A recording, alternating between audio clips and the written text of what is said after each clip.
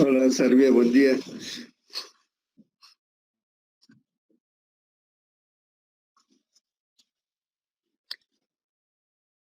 Buenos días a todos. Creo que ya están la mayoría. Veo más bien que están presentes más de la cantidad de estudiantes que están inscritos. Eso querría decir que algunos de mesa están ingresando a la plataforma. Ya les dije de principio que eso no es posible. Los de mesa tienen que dar sus exámenes en la fecha que están fijados para las mesas de examen, porque van a echar inútilmente a la plataforma. También veo que algunos todavía no han cambiado su perfil. Hemos dicho que tiene que estar primero el apellido paterno, luego el apellido materno y luego los nombres. La siguiente clase, o sea, mañana vamos a hacer el primer ejercicio con formulario de Classroom. A los que tengan su perfil con nombre adelante les voy a poner falta, hacer como si no hubiesen hecho el ejercicio, porque el sistema no va a discriminar si es apellido o es nombre. Entonces siempre tiene que estar primero el apellido. Entonces vamos a hacer un repaso muy rápido de lo que hicimos el día anterior, en la clase anterior.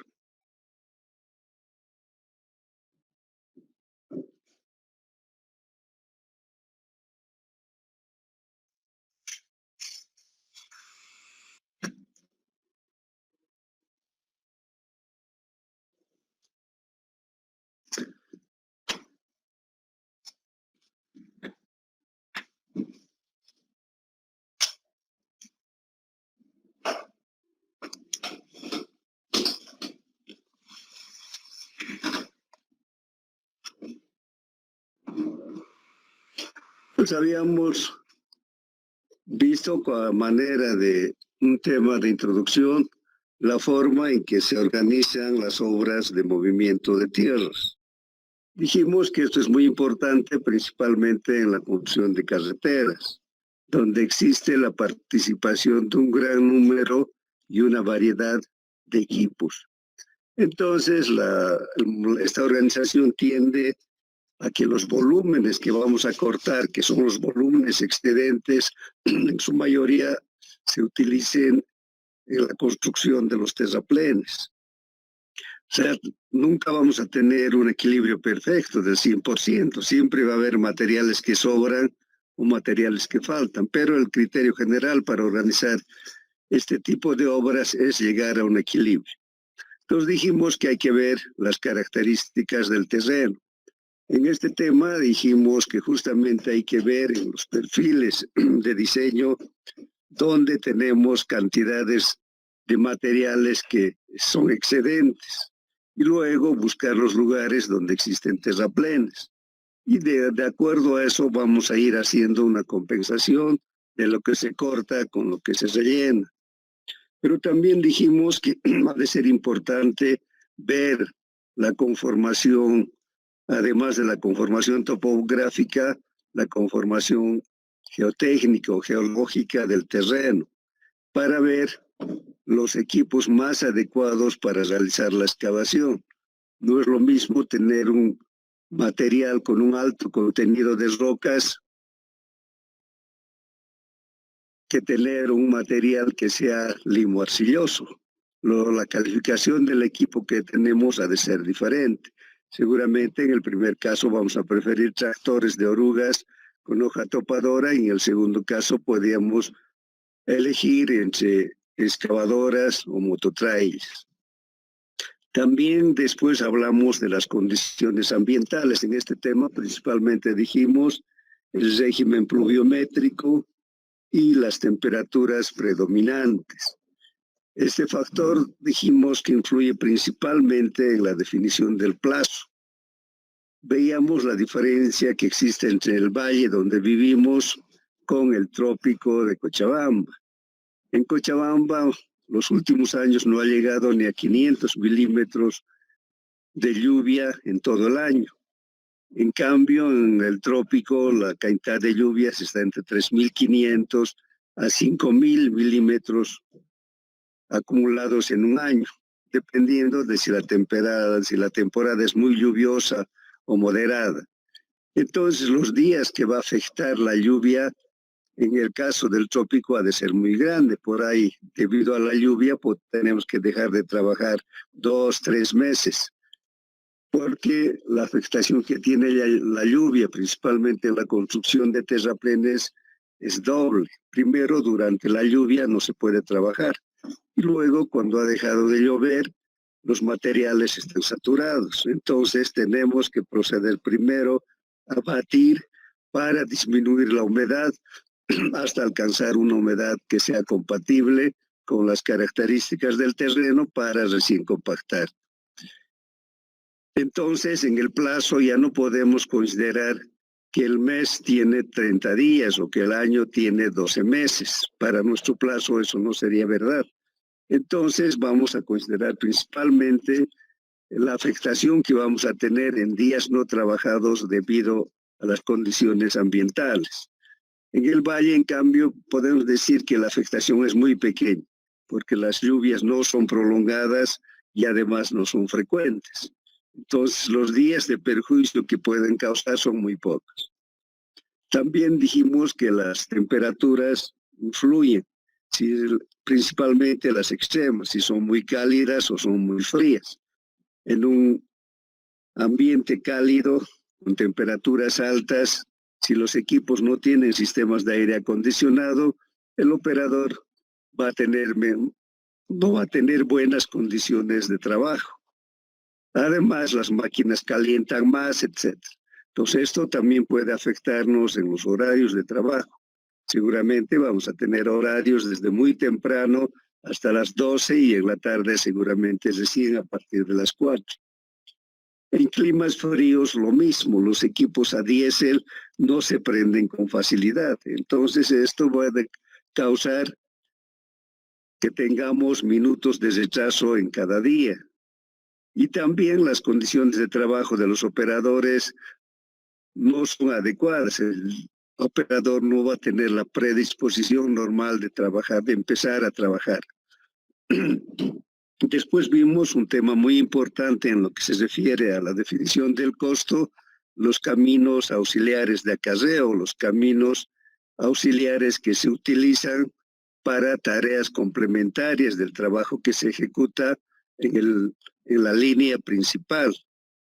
Dijimos que cuando se licita una obra, lo que aparecen en los volúmenes de trabajo son los volúmenes netos de corte o de excavación que hay que hacer en los sectores donde sobran materiales. Y aparece el volumen de los huecos, de las depresiones en los volúmenes de terraplén. Al contratante, lógicamente, no le interesa el proceso de construcción. Entonces, solo nos van a pagar esas dos cosas. Entonces, los caminos auxiliares van a surgir desde un principio. Cuando empiezan a trabajar los tractores, cuando es una vía nueva, van a ir acumulando materiales que impiden el movimiento de cualquier otra máquina. Entonces vamos a ir haciendo un camino de servicio paralela a la línea de trabajo. Luego vamos a necesitar caminos auxiliares a las fuentes de agua. Estas se pueden encontrar bastante lejos de la línea del camino. También necesitamos caminos auxiliares para que llevemos los excedentes, los volúmenes excedentes del corte a vertederos o botaderos.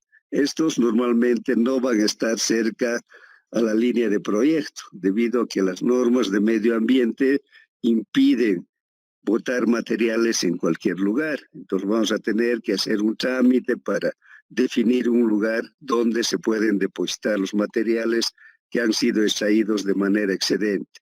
Lo mismo para los bancos de préstamo. Entonces, para mejorar la calidad del suelo, por ahí necesitamos bancos de préstamo que no van a estar en la línea del camino. Entonces, vamos a necesitar construir caminos auxiliares. Por ahí, en total, vamos a construir más caminos auxiliares en longitud que el camino principal. Y esto no nos paga. Lógicamente que estos caminos no van a ser terminados, van a ser precarios, pero tampoco pueden ser tan precarios porque si no están bien conformados, si tiene muchos baches, muchos desniveles, vamos a atentar contra la integridad del equipo de transporte. Además, las velocidades que van a poder desarrollar las volquetas o los camiones aguateros ha de ser menor y por tanto nos va a perjudicar en el rendimiento de las máquinas. Entonces dijimos que principalmente este tema hay que considerar para poder incluir a través de un porcentaje que se llama, hay un ítem que nos permite incluir estos materiales que no van a ser pagados directamente. Entonces, si tenemos una evaluación correcta, vamos a poder incluir este costo en un costo indirecto. Después vimos algo sobre los volúmenes de trabajo, que vamos a ver un poquito con la pizarra. Sigue llegando todavía.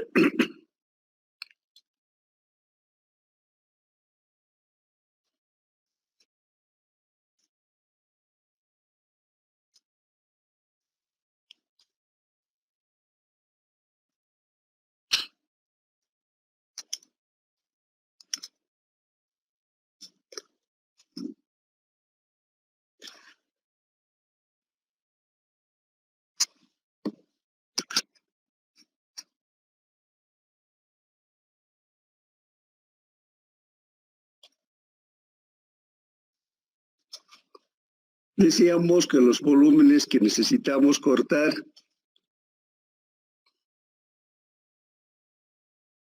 aparecen en el proyecto tal como se encuentran en la naturaleza. Entonces dijimos que estos van a ser volúmenes en banco.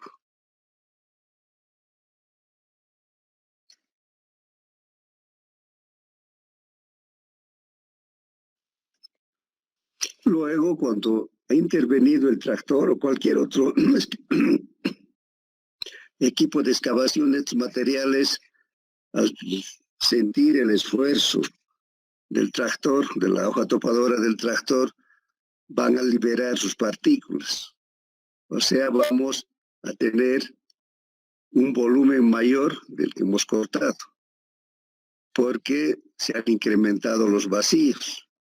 Entonces, aquí hemos cortado 1000 metros cúbicos que están medidos en su estado natural. Luego de cortar, por ahí esto se ha vuelto 1200 metros cúbicos. Entonces, la pregunta es qué volumen van a llevar las volquetas, qué volumen van a cargar los cargadores frontales. No van a cargar 1000, porque eso está en su estado natural. Van a cargar 1200 metros cúbicos. Incluso la productividad del tractor vamos a medir con volumen suelto, una vez que los materiales se han acumulado luego de que las máquinas han realizado el trabajo de excavación. Dijimos que lo que tenemos que buscar es que estos materiales se utilicen en la construcción de terraplenes. Entonces estos materiales los llevamos hacia el terraplén. Aquí en el terraplén vamos a ir compactando en capitas delgadas, que normalmente es de 30 centímetros. Entonces, ¿qué estamos haciendo al compactar? Lo que estamos haciendo es disminuir los vacíos, aumentar la densidad para que el suelo tenga más resistencia. Estamos haciendo el proceso inverso de excavar. Al excavar liberamos las partículas y aumentamos los vacíos, por tanto se aumenta el volumen. En el terraplén, lo que va a pasar al compactar, eliminamos vacíos, aumentamos la densidad y por tanto va a disminuir el volumen. Entonces este volumen vamos a llamar volumen compactado.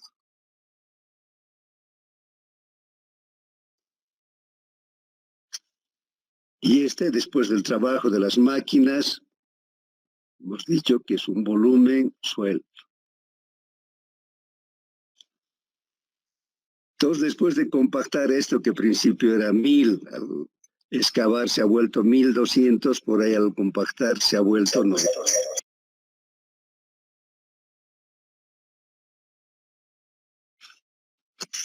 Entonces, aquí tenemos una modificación de los volúmenes que partiendo del banco se ha vuelto suelto y al compactar se ha vuelto compactado. Entonces, estas diferencias tenemos que considerar necesariamente en la organización de la obra, porque no podemos trabajar con estos volúmenes que aparecen en el proyecto, que solo son los volúmenes en banco, y en el caso de los terraplenes solo es el volumen de la depresión o del vacío. Entonces, necesariamente vamos a tener en mente lo que va a ocurrir durante la ejecución de la obra.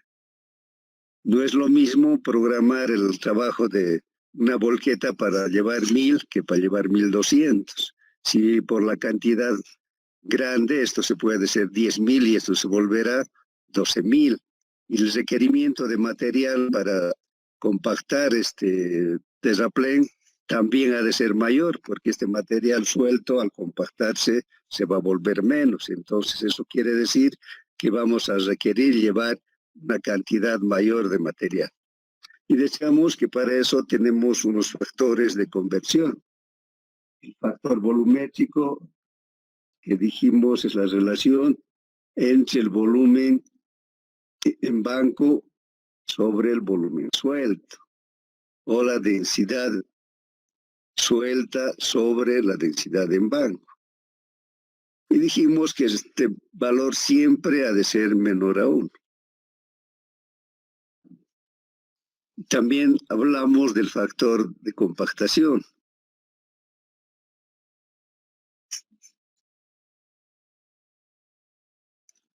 Que es la relación entre el volumen compactado entre el volumen en banco, o la densidad en banco sobre la densidad suelta, pero sobre la densidad compactada. Y este valor también siempre al ser menor a 1. Dijimos que los ingenieros gustan de decir, en vez de los factores que hemos indicado, decir esponjamiento. O sea, ¿cuál es el esponjamiento de este material? El esponjamiento se refiere al incremento de volumen que sufre el material en banco al ser cortado. Por tanto, ha de ser el inverso del factor volumétrico. Podemos llamar, si quieren, factor de esponjamiento. Ha de ser eso, la relación entre el volumen suelto sobre el volumen en banco, o la relación entre la densidad en banco entre la densidad suelta, y por tanto siempre va a ser mayor a 1. Si tienen preguntas. Nada. ¿En qué rango de números está más o menos este factor? Este factor puede variar hasta un 20%. O sea, digamos esto que era 1000, lo hemos puesto aquí justo con 20%, 1200, ¿no? Y esto que era 1000, aquí se ha perdido un 10%, ¿no? Pero relacionando el banco con el compactado. Ustedes, bueno, me olvidé poner, ¿tienen el texto guía o todavía no? Sí, hola. Todavía hay. Yo voy a poner hoy día en la plataforma para que de ahí puedan imprimir. Entonces, en el texto ya tenemos una tabla que es muy sencilla de utilizar. Entonces, podemos entrar con volumen suelto, sacamos en banco y compactado. O entrar con banco y sacar suelto y compactado, etc. Entonces, tenemos una tabla que es bastante útil para diferentes tipos de materiales. Cada material va a tener un factor volumétrico diferente, también un factor de compactación diferente. Otras preguntas.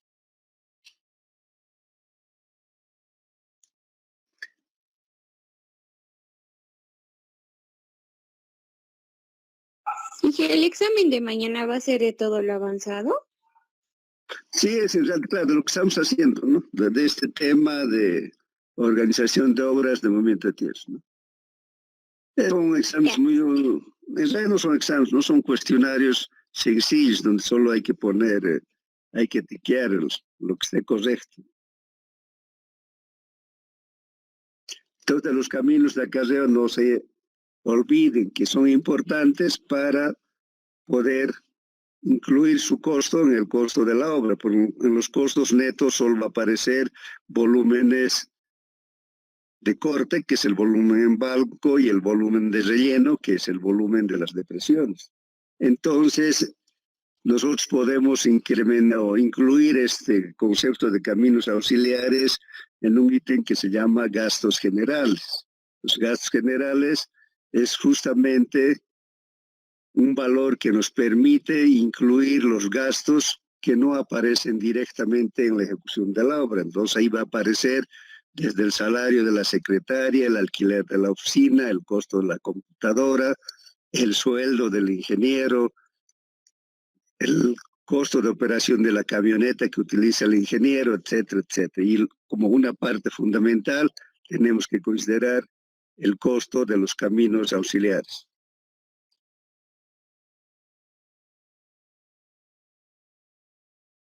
Les hablaba de esta tabla.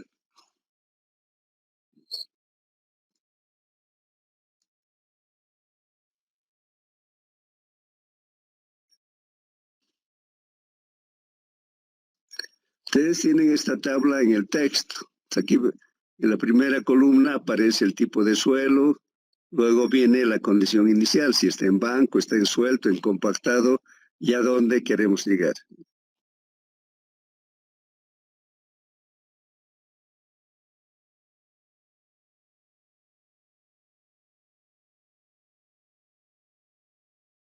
Después hablamos de la productividad del equipo.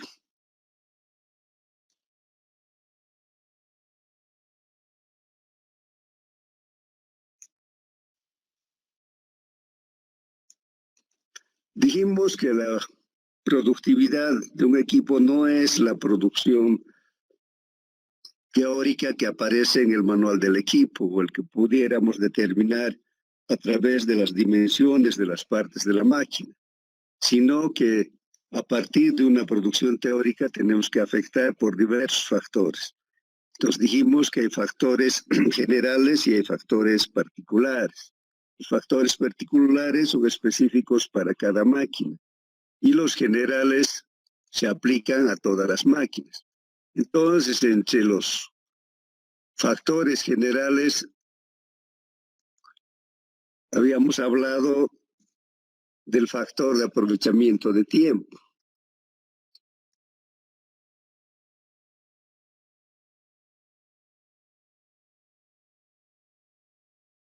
que hemos denominado T minúscula.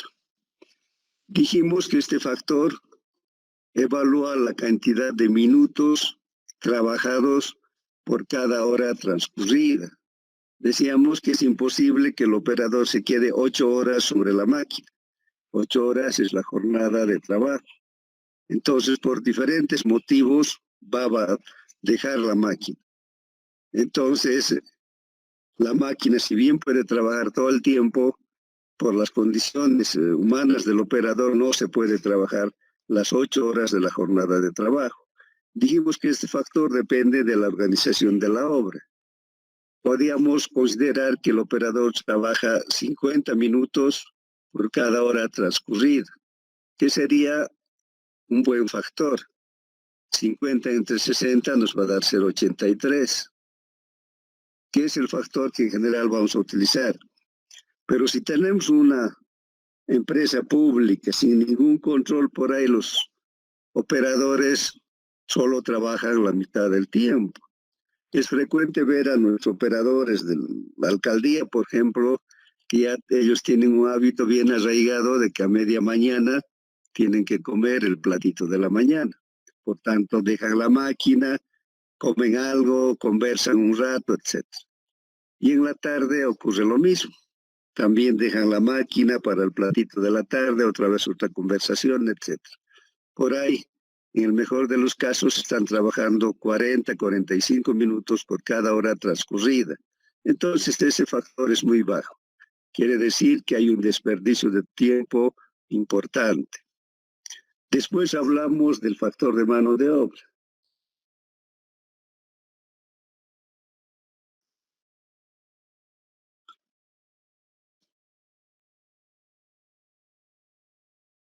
Dijimos que este factor evalúa la experiencia, la habilidad que tiene el operador para el manejo de las máquinas. Hay máquinas que especialmente necesitan un buen operador, por ejemplo, las motoniveladoras, que hacen trabajos de acabado. Entonces, el operador realmente tiene que tener habilidad y tiene que tener experiencia, porque si no, por ahí el acabado de la subrasante, de la capa base, va a ser totalmente irregular. En general, los operadores de motoniveladora ganan incluso un poco más y son más engreídos porque no existen muchos. También se requiere habilidad para manejar tractores, mototrailas, excavadoras, etc. En cambio, decíamos, para el caso de los camiones aguateros, las volquetas, debido a que este gremio tiene una oferta muy grande en el mercado, podemos considerar que siempre tenemos un buen chofer, porque podemos elegir. Como hay mucha oferta de mano de obra, podemos elegir a los que realmente cumplen con las condiciones para manejar la máquina. También dijimos que para los compactadores, que son máquinas muy fáciles de manejar, donde lo único que se hace es poner marcha adelante, se activa el aditamento de vibración, si es que tiene, y se va hasta el final del terraplén, luego se pone en reversa y se regresa. Entonces, esa maniobra es muy fácil y por lo tanto podemos darle un factor de 1. Entonces, a las máquinas que son más complicadas, le damos 0,9. Y decíamos que para las volquetas, los compactadores, podemos darle una calificación de 1. Si tienen preguntas, después hablamos del factor de mano de obra, del factor de altura.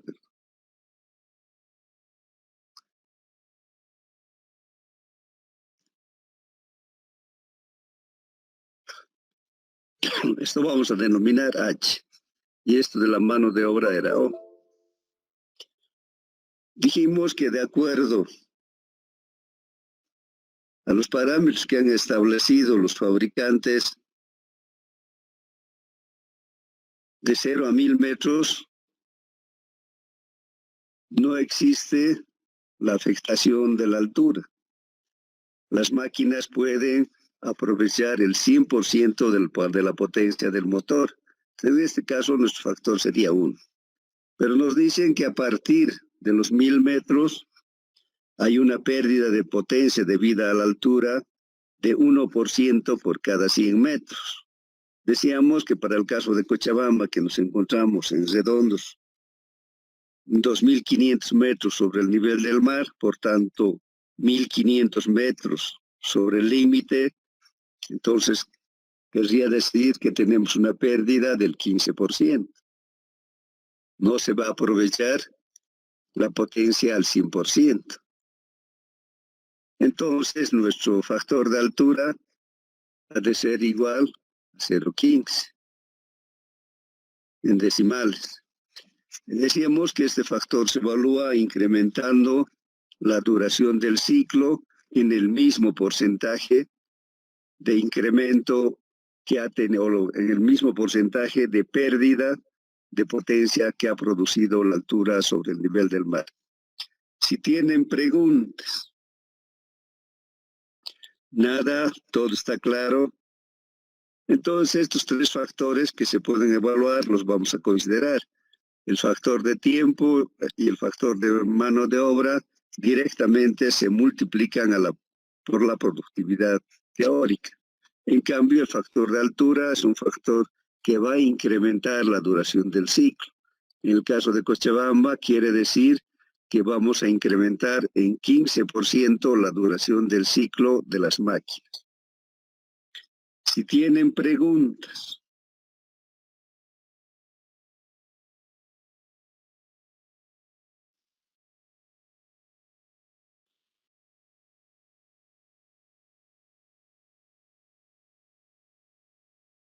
Entonces, cuando hagamos ya la productividad para cada máquina, vamos a considerar estos 3 factores para todos los casos.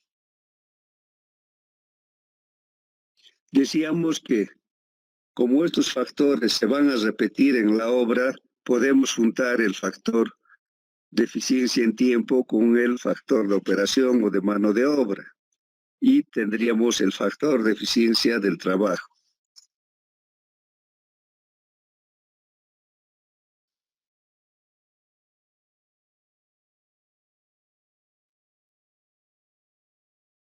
Entonces, el factor de eficiencia del trabajo ha de ser la multiplicación del factor de tiempo T por el factor de mano de obra. Hemos dicho que vamos a utilizar 50 minutos por cada hora transcurrida para el factor de tiempo, que sería 0,83, y para la mano de obra 0,9 en general.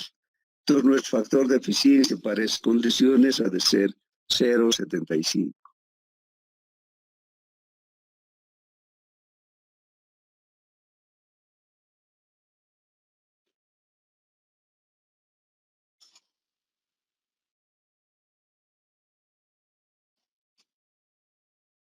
Si tienen preguntas, si no, vamos a pasar al siguiente punto, que sería la selección de equipos. En base a los factores que hemos visto anteriormente, hay que hacer un primer ejercicio para elegir el número y el tipo de máquinas que son más convenientes utilizar en la obra. Estos criterios han de ser variables para cada tipo de obra. Entonces, en general, para seleccionar los equipos, vamos a considerar los volúmenes de trabajo. La cantidad de obra, lo que nos va a definir es la cantidad de máquinas. En primer lugar, cuando estamos haciendo la lista de equipos, tenemos que ver qué máquinas tiene la empresa. O sea, lo que primero hay que ver es lo que existe, antes de pedir que se contrate, que se alquile, que se compre, etc.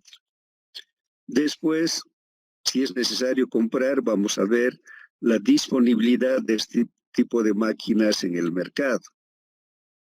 También vamos a ver el costo de adquisición. Aquí en el costo de adquisición tenemos que ver la amplia variedad de marcas que actualmente tenemos, desde las máquinas chinas, que son las más baratas, hasta los equipos ingleses, brasileños o americanos. Otro tema que se debe ver antes de comprar la máquina es la oferta de repuestos. Si traemos una máquina bastante rara que no tenemos en el mercado, que es barata, pero que cuando se eche a perder no vamos a tener repuestos, entonces eso va a ser perjudicial para la obra. Entonces, en general vamos a preferir marcas que además de un buen precio tengan en el mercado oferta de repuestos para poder disponer en el momento que se requiere. También hay que ver las facilidades de mantenimiento. Si es muy complicado, un equipo que no existe en el mercado, por ahí no tenemos mecánicos que tengan conocimiento de este tipo de máquinas. Entonces, eso es otro factor que debemos observar antes de definir qué máquinas vamos a comprar. También hay que ver, una cosa fundamental es ver el mercado de obras, ver si en el futuro existe la posibilidad real de adjudicarse obras similares para garantizar su uso y que a través de su uso las máquinas paguen su costo. Si hablamos de un tractor de 7, digamos que su costo está por los $350,000 o un poco más, y ese costo esa máquina podría pagar en 15 años, que esa es su vida útil trabajando en buenas condiciones, sin grandes gastos de mantenimiento. Si tenemos la seguridad de tener obras por 15 años, no vamos a tener ningún problema en pagar su costo. Entonces nos podemos arriesgar a tener un préstamo del banco o gastar un dinero que se tiene acumulado, porque hay la certeza de que la misma máquina va a pagar su costo. Si no es así, si nosotros tenemos solo a la vista una obra que dura 3 años, para después ya no existe otra posibilidad clara, sería ir a la quiebra, comprar un tractor de ese costo.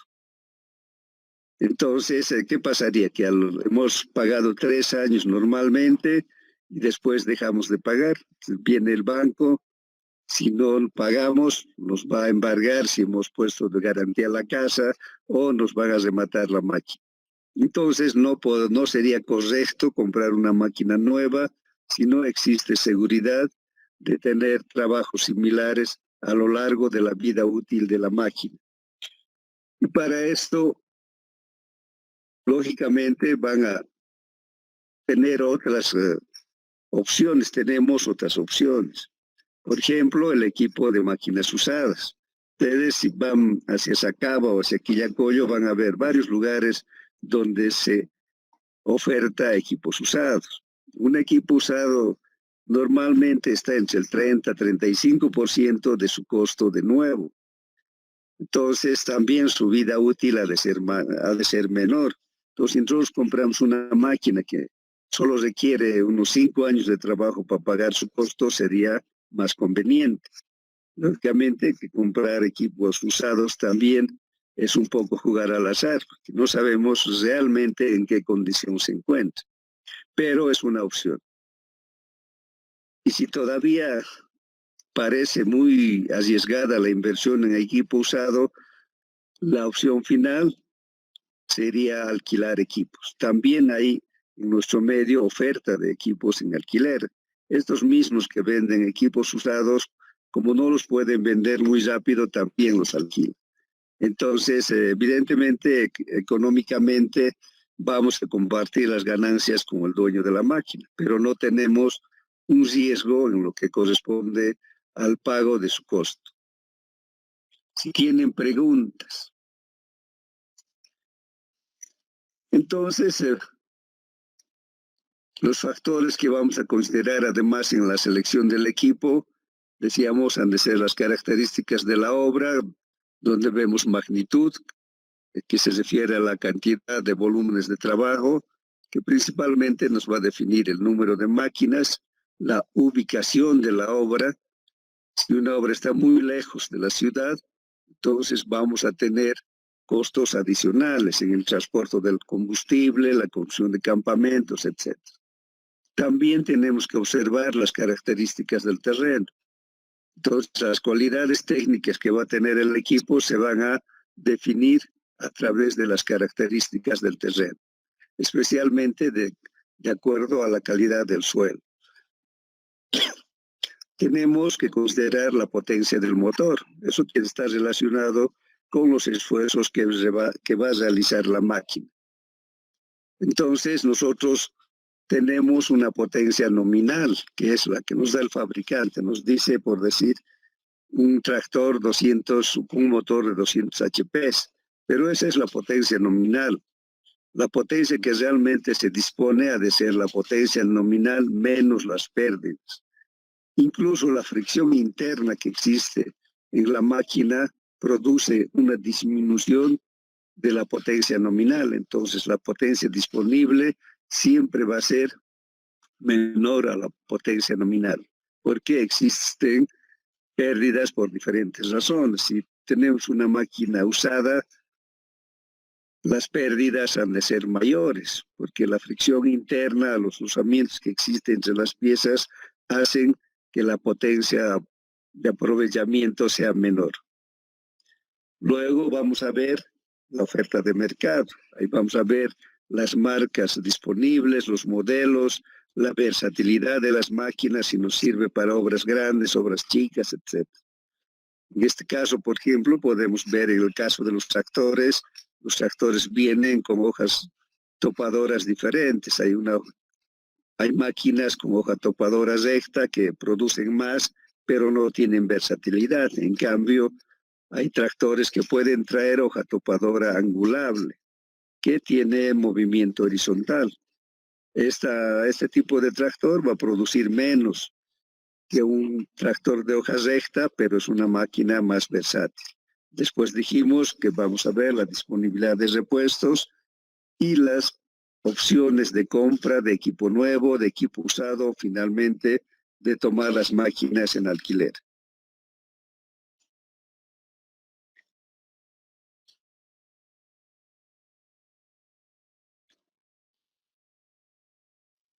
En los equipos que están sobre neumáticos, hay una pérdida de potencia que se produce debido al rozamiento que existe entre las llantas y el camino. Entonces, esta pérdida de potencia ha de ser mayor cuando el camino es irregular, cuando tiene baches. También va a haber una mayor pérdida de potencia cuando la máquina está trabajando cuesta arriba. Entonces, en esta tabla tenemos los valores de resistencia a la rodadura. Entonces, la resistencia a la rodadura es la dificultad que ofrece el terreno al movimiento de las máquinas. Entonces, esta tablita nos dice que el factor de resistencia a la rodadura para un camino duro, pavimentado o similar va a ser de 20. Esto es kilos por tonelada.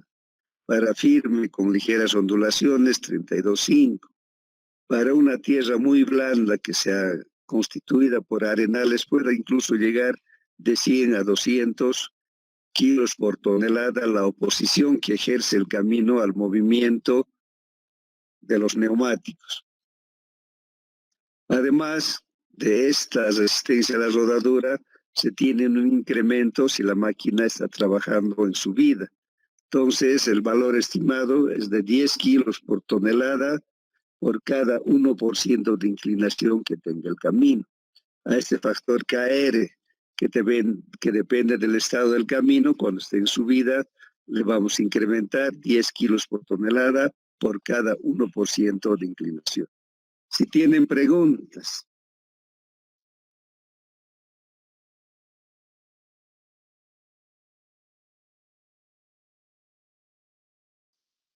Entonces decíamos a un principio que el objetivo de organizar la obra es definir el plazo de ejecución y además determinar el costo.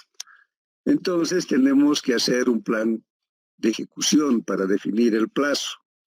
Esto normalmente en lo que se refiere a las máquinas se hace mediante un plan de ataque o ejecución de la obra. Entonces aquí vamos a ir viendo a través de un cronograma la cantidad de horas que va a trabajar, o cantidad de días que va a trabajar cada máquina, el momento que va a ingresar, etc. No todas las máquinas que van a construir una vía van a entrar al mismo tiempo. Van a tener tiempos de ingreso y también puede haber tiempos diferenciados de salida.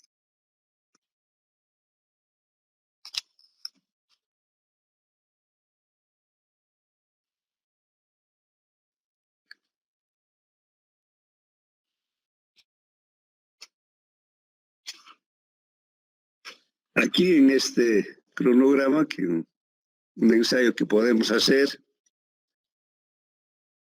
en una columna vamos a poner los equipos.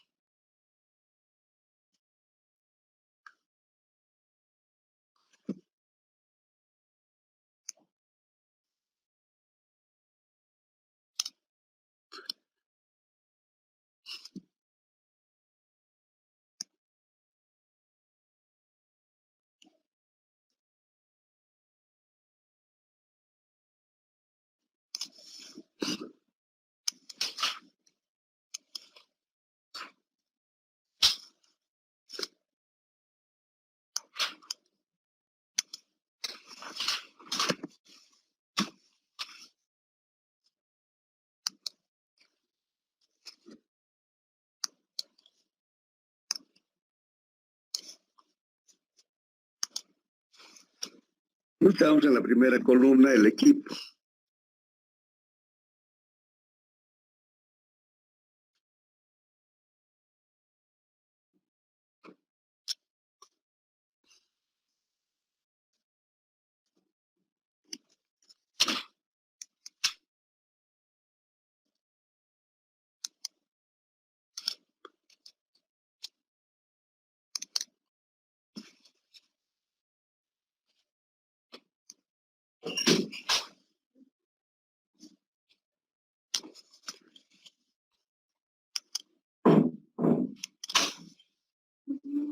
Buen día.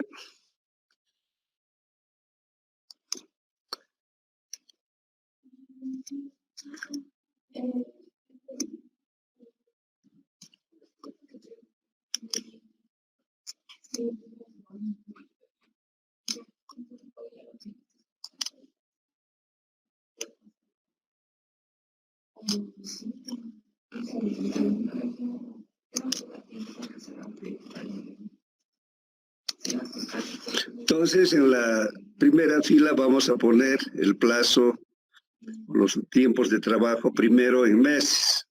Digamos a partir del siguiente mes, que sería octubre.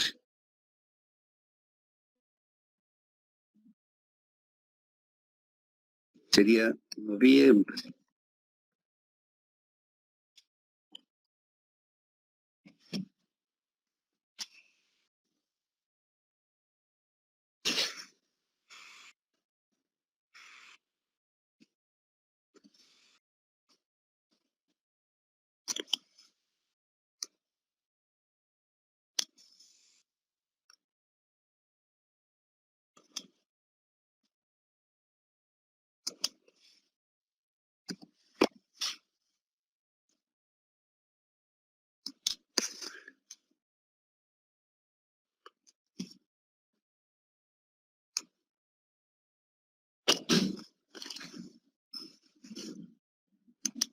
Ahí tendríamos enero del 2021.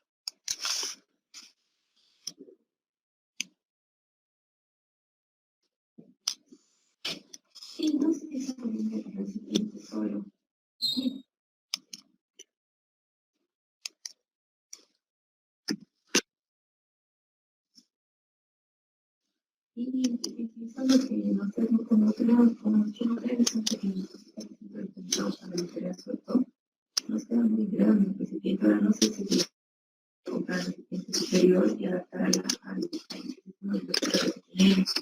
Entonces tendríamos febrero,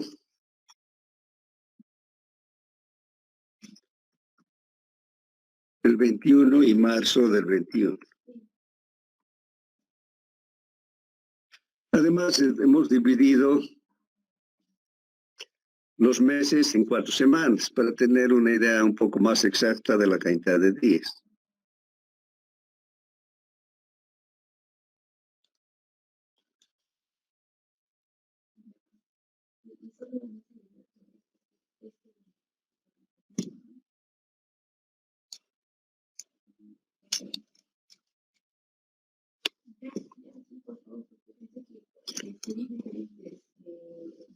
Aquí es bueno incluirle una columna más para el volumen de trabajo.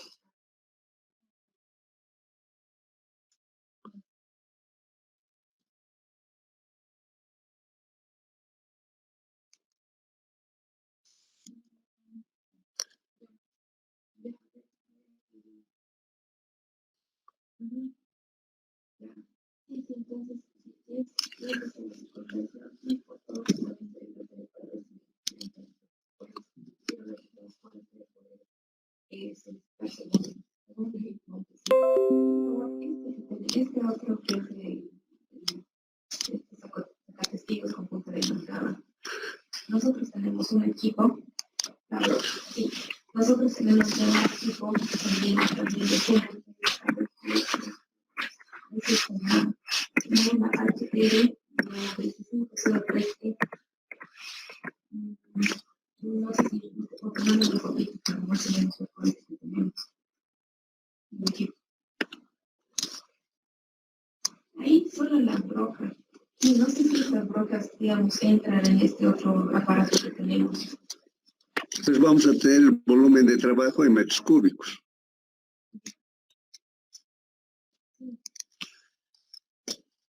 Podemos tener el tractor 1,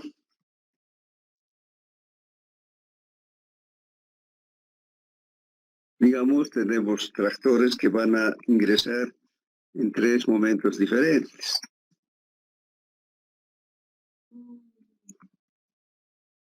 Cargador 1, el cargador nos referimos al cargador frontal.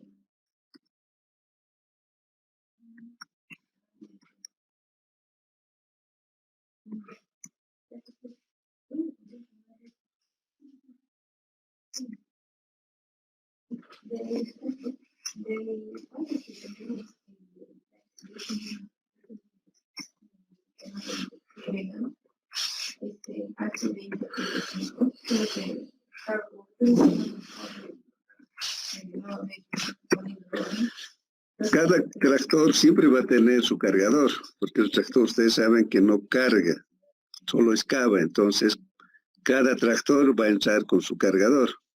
Luego vamos a tener volquetas. Puede ser también un grupo de volquetas para cada máquina.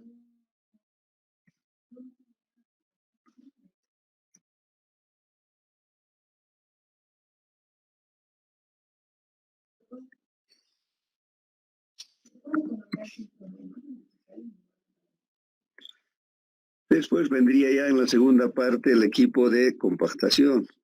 Ahí va a estar la motoniveladora, camión agatero,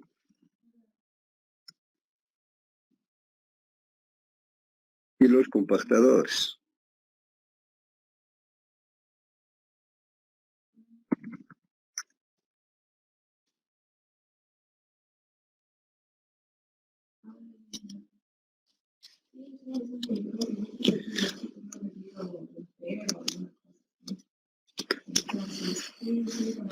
Digamos, el primer grupo tiene 85.000 metros cúbicos, el siguiente puede tener 73.000, digamos, y el otro, la parte final, que podrían estar con 47.000.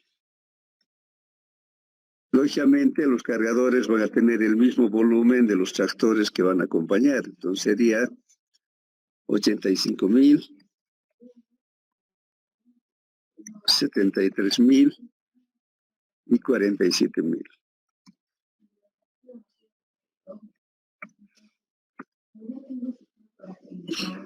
Entonces el grupo de volquetas también, el primer grupo tiene que llevar la misma cantidad de los tractores. Para esto tenemos que definir un número de máquinas, porque las volquetas son las que menos producen debido a la distancia a donde se llevan los materiales.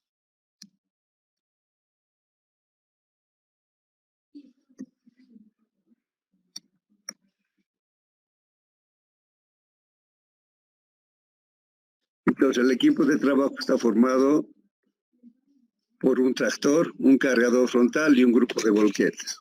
El número de volquetas ha de variar principalmente en función del lugar a donde vamos a llevar el material, la distancia a donde se va a llevar el material. Luego, para la motoniveladora podemos empezar con un terraplén que podemos ir construyendo los terraplenes de manera ordenada, desde el que aparece el primero, el segundo, etc. Pero normalmente es necesario tener al menos 2 grupos de compactación. Digamos, aquí tenemos, este primero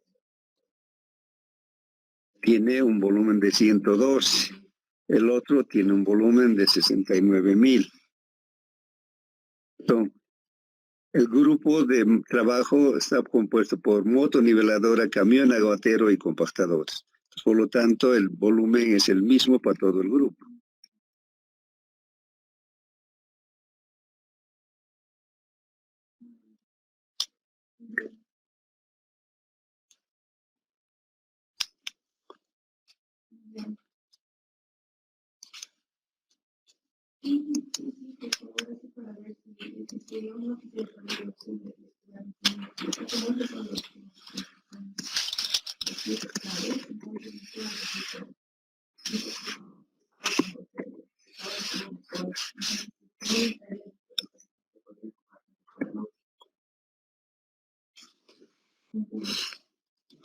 Por favor. Y una consulta más, no he visto que la revista para sacar, hay un ensayo de círculo de hielo para sacar más protección del pavimento. No lo tiene, es bien sencillo el equipo, no lo tiene. Es como una cuestioncita que se coloca. Es como una cosita, digamos, ¿no? Es una arena. Entonces, la obra está organizada para el movimiento de piezas, para los cortes, con 3 grupos de máquinas, cada grupo con un tractor, un cargador y un grupo de volquetas. Y los terraplenes están formados por 2 grupos, cada grupo motoniveladora, camión abatero y compactadores. Para el segundo grupo, digamos, la cantidad de trabajo ha de ser 81.000 metros cúbicos.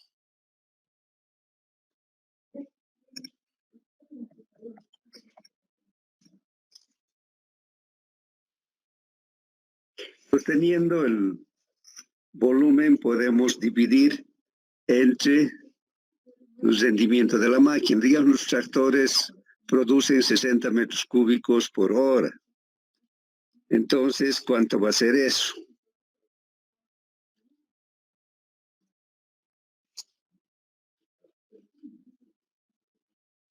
$85.000 dividido entre 60.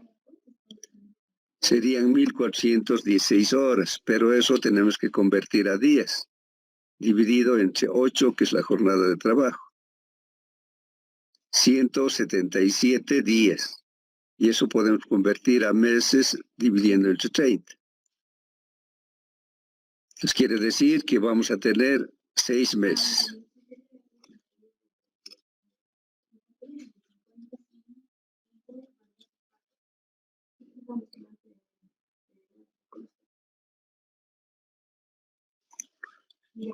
Entonces, eso sería de 50, 100, 200, bandeja y la tapa.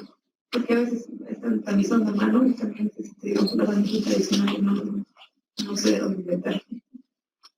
Sí. Sí, sí.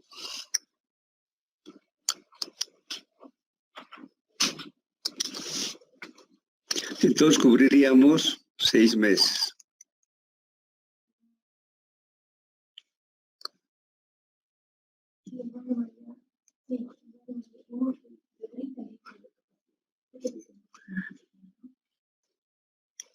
Y estas máquinas lo mismo.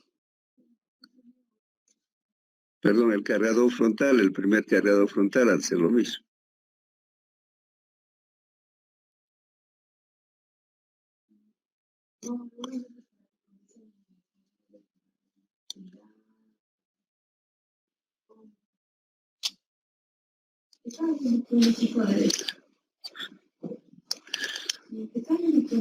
El primer grupo de volquetas lo mismo.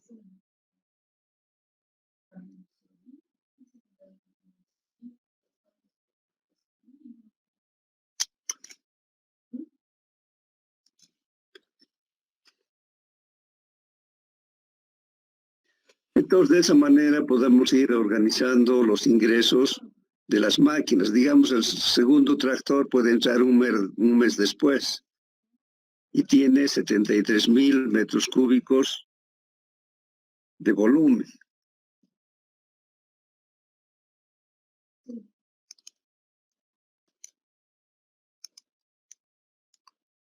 Con la misma productividad, dividido entre 60, dividido entre 8 y dividido entre 30.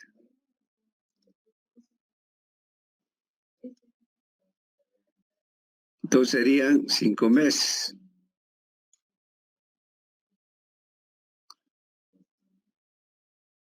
Está mal la ubicación, ¿no? Pero ya.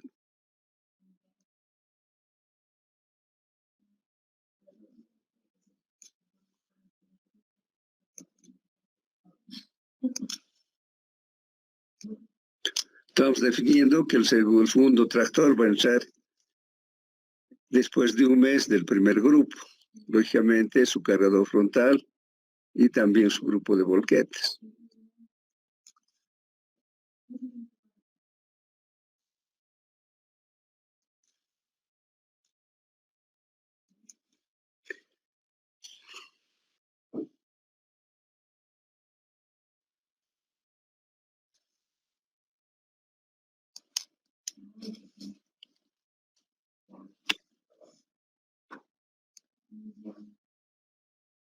Y para eso necesito trabajar con el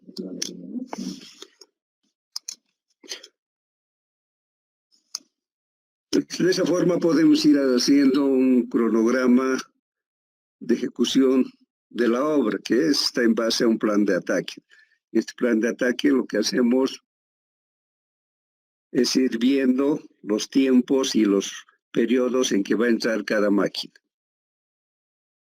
Entonces, a través de eso vamos a definir el plazo que va a tener la obra, que es uno de los puntos que hemos estado buscando.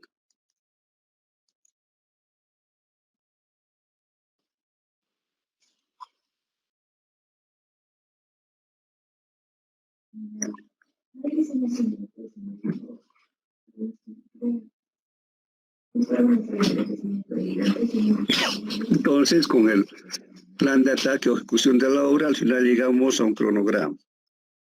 Entonces, con eso hemos definido el plazo en que se va a ejecutar la obra. Y el punto importante que también buscamos con la organización de la obra es definir el costo.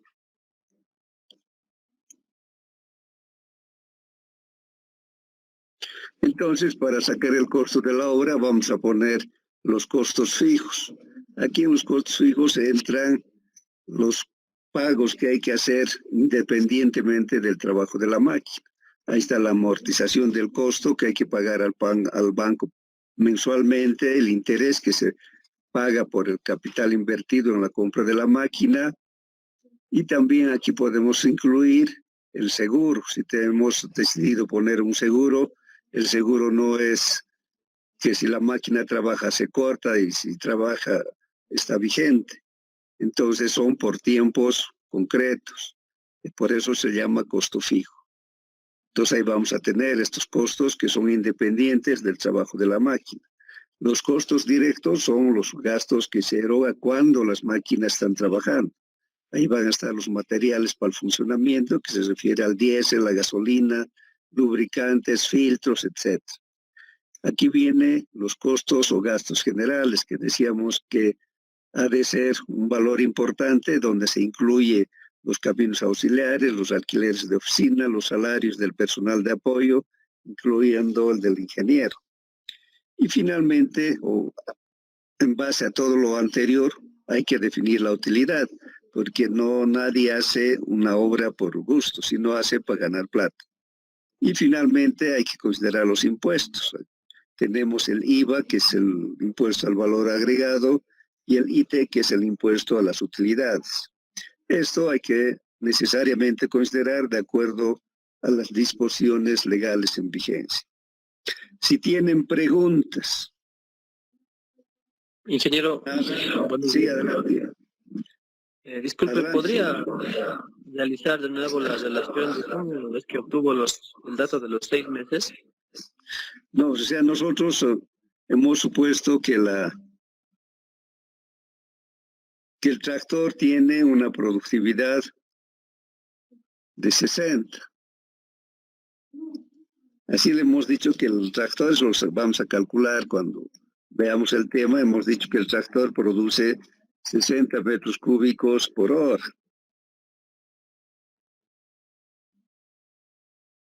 Entonces, el volumen, que es 85.000, dividimos entre 60. Eso nos da un número de horas.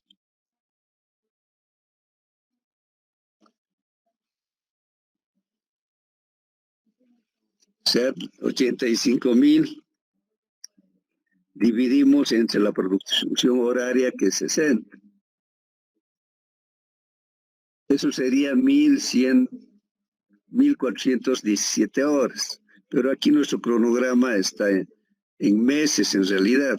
Entonces, como la jornada de trabajo es de 8 horas, esta cantidad de horas dividimos entre 8.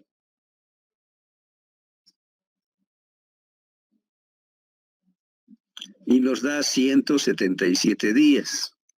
Entonces nosotros queremos en meses. Eso dividimos entre 30 días que tiene el mes. Y de ahí nos da 5.9, que son 6 meses. Entonces, el volumen entre la productividad de la máquina, entre la jornada de trabajo y entre 30, que son los días del mes. Si tienen preguntas.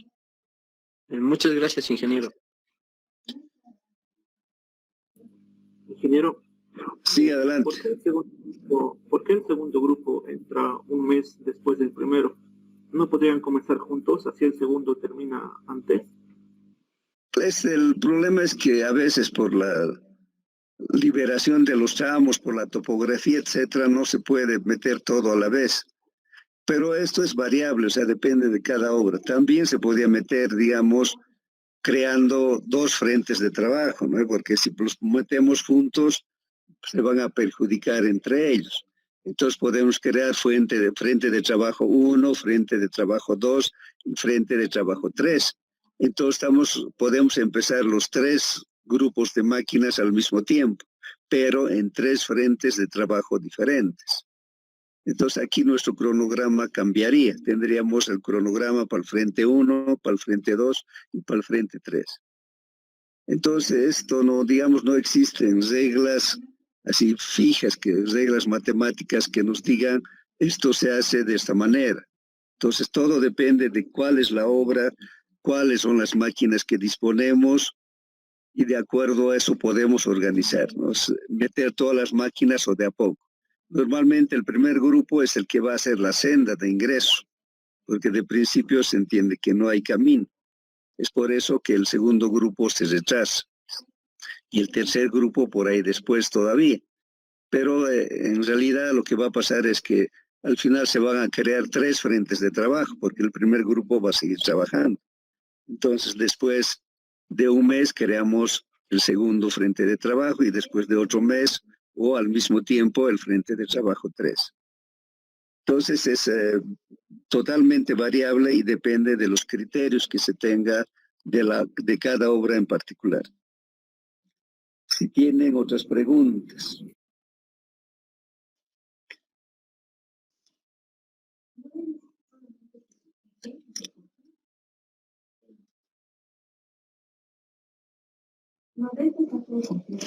Nada, ninguna pregunta. Si no hay preguntas, quedamos ahí. Hemos terminado este primer tema. Y ya saben, el día de mañana vamos a hacer una pequeña prueba y vamos a empezar con la productividad de las máquinas.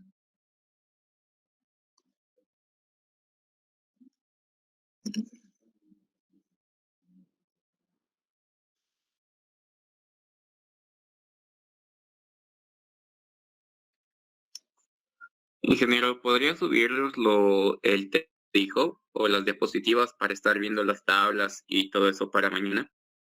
Sí, les voy a subir el texto y las diapositivas. Okay, gracias. Entonces, que les vaya bien. Buenos días. Gracias, ingeniero. Hasta luego. Hasta luego.